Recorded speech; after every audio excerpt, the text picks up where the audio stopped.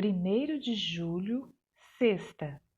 Lição 1, Jovens. Tema: Verdade para os nossos dias. A última mensagem de advertência ao mundo tem que levar as pessoas a ver a importância que o Senhor dá à sua lei. A mensagem deve ser apresentada tão claramente que nenhum transgressor, ao ouvi-la, seja desculpável por deixar de perceber a importância de obedecer aos mandamentos de Deus. Ellen White, Evangelismo, página 225-226. A compreensão a respeito das exigências da lei de Deus deve ser apresentada em toda parte. Esse assunto será decisivo. Ele testará e submeterá à prova o mundo. Satanás idealizou um estado de coisas por meio do qual a proclamação da terceira mensagem angélica será detida. Devemos nos acautelar de seus planos e métodos. Não devemos abrandar a verdade nem abafar a mensagem para este tempo.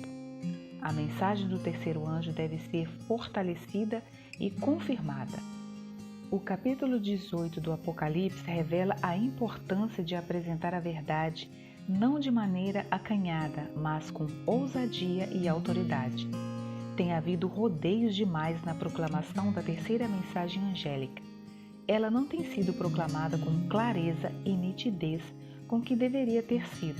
Ibid, página 230. Os dias em que vivemos são tempos que exigem constante vigilância. Tempos em que o povo de Deus deve avivar-se para fazer um grande trabalho ao apresentar a luz sobre o assunto do sábado. Essa última advertência aos habitantes da terra deve fazer com que as pessoas vejam a importância que Deus atribui à sua santa lei. A mensagem deve ser apresentada tão claramente que nenhum transgressor, ao ouvi-la, deixe de perceber a importância de obedecer ao mandamento do sábado. Temos que dar ao mundo uma demonstração dos princípios puros, nobres e santos que devem distinguir o povo de Deus do mundo.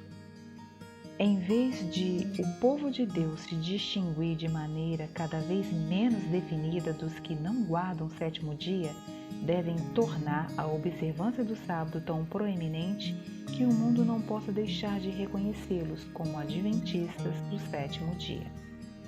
O Senhor se agradou em dar a seu povo a mensagem do terceiro anjo como uma mensagem de teste a ser apresentada ao mundo. João contempla um povo diferente e separado do mundo, que se recusa a adorar a besta ou a sua imagem, que tem sobre si o sinal de Deus, santificando o seu sábado, o sétimo dia, que deve ser santificado como memorial do Deus vivo, Criador do céu e da terra.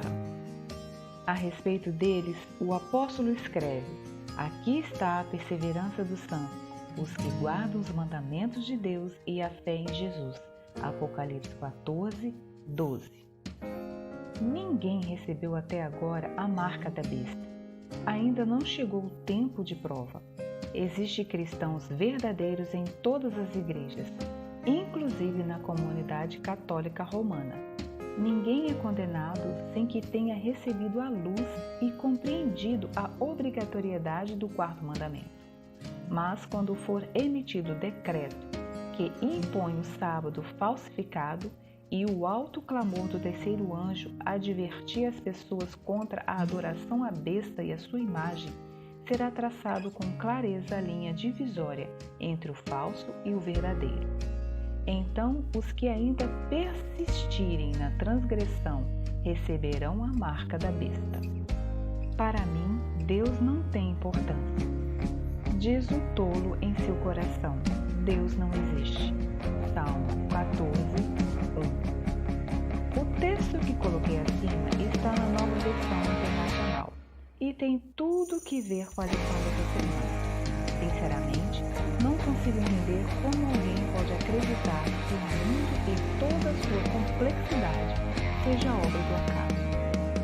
Não me esqueço de uma vez em que me sentei ao lado de um ateu no museu. Ao ver minha Bíblia, ele começou a falar ininterruptamente e de forma agressiva por quase 2 horas. E para completar, esse foi o voo em que mais sofri turbulência. Elas foram tão fortes que o ateu, em um surto de pânico, chegou a pedir para eu orar pedindo que Deus me salvasse. Quero que leia novamente o verso do início, mas agora em uma versão diferente, a nova tradução na linguagem de hoje. Os tolos pensam assim: para mim, Deus não tem importância. Enquanto na primeira versão o salmista cita o tolo alegando a não existência de Deus, nessa segunda versão a impressão é que para o tolo não faz diferença a existência ou não de Deus, porque para ele Deus não tem importância. Em qual das duas situações você se encaixa? Nenhuma? Maravilha! Mas será mesmo que a segunda situação tem algum sentido para você? Você nunca disse que Deus não tem importância na sua vida? Pare, pense. Já ouviu a frase, uma imagem vale mais que 1000 palavras? Ela foi dita pelo filósofo chinês Confúcio, que reflete bem a diferença entre o que dizemos e o que realmente somos ou deixamos transparecer. Diante disso, vamos dialogar. Diálogo aberto. Você concorda que quando deixa de fazer a vontade de Deus para fazer sua vontade, está dizendo mesmo sem usar as palavras que ele não tem importância? Ou você acha que Deus não se importa com suas escolhas?